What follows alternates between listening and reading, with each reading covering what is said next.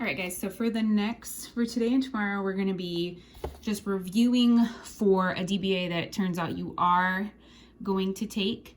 So, however, I don't know, since we've gone to remote, I don't really know how that's going to work this week. If it gets postponed, I'll keep you guys updated, but for now, we're just going to keep reviewing.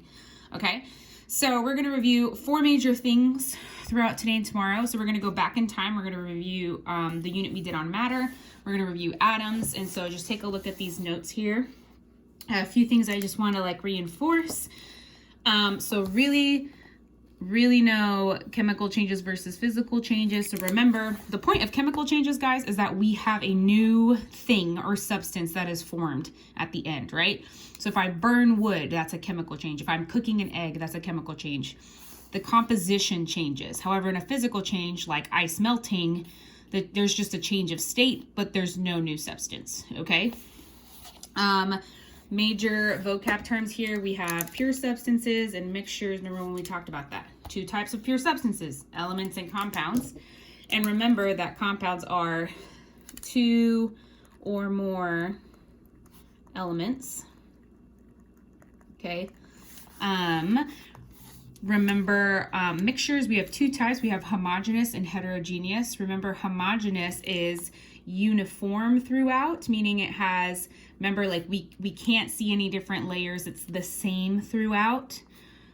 So, i.e., or for example, Kool-Aid, lemonade, wherever you cannot tell the difference. Like if I mix sugar and water, the sugar dissolves, right? And so you can't tell that there are 2 different things in there. It looks like one drink.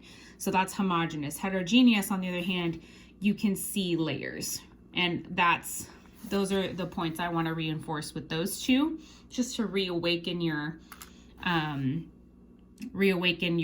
memory from that.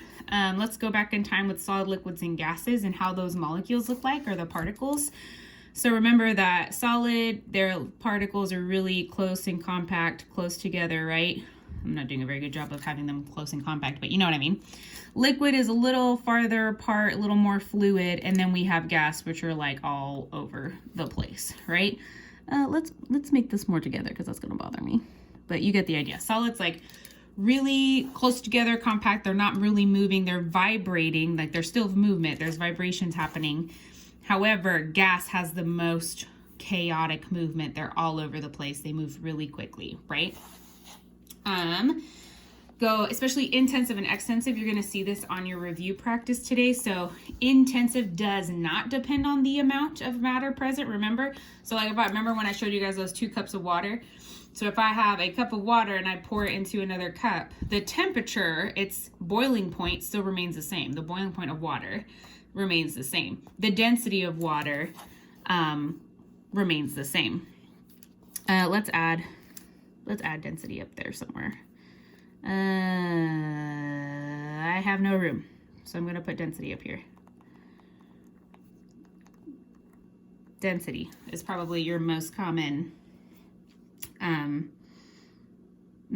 intensive property. Extensive properties do depend on the amount. So if I pour that cup, again, the water analogy, if I pour some of that water into another cup, the mass or the weight of it is going to change, right? Remember, even though mass and weight are not the same, mass is kind of like weight in your guys' perception, right? The volume of whatever's in one cup is going to change, right? If I started with 100 milliliters, it now changed to 50. So it does depend on the amount of matter, okay? And just a review of 8-man, remember that all our A's stand for atomic number. And so this also stands for atomic number. And then P stands for protons, E stands for electrons. And remember that all of these are the same. So A equals P equals E, remember? And then, or let's put same number here. And then M stands for what? The atomic mass. So the atomic mass minus the atomic number gives us what? Neutrons. So remember that, go back in time. So you're gonna use this on your practice as well.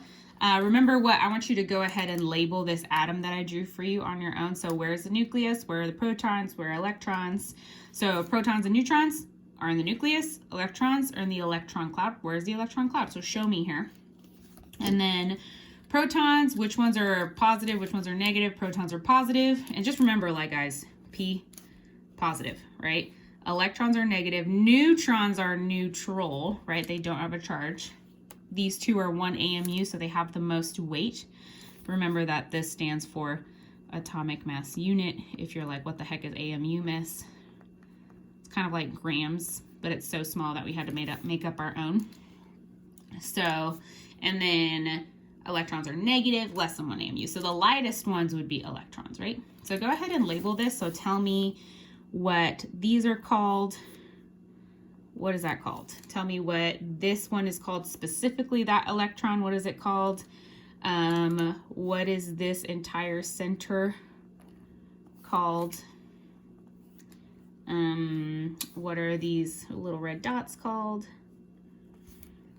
And then what the right here in the center, what is it made up of based on what we just talked about? And then what are these grouped together? So like all of this area on the outside of the nucleus, what is that called, if you can remember? So go back, and you might have some notes still on it, so go back in time with your notes. That's fine. And feel free to use your old notes on this too, guys. So again, we're just reviewing. I'll be available on Zoom. If you don't really understand something, feel free to join me on Zoom. All right, guys, thanks.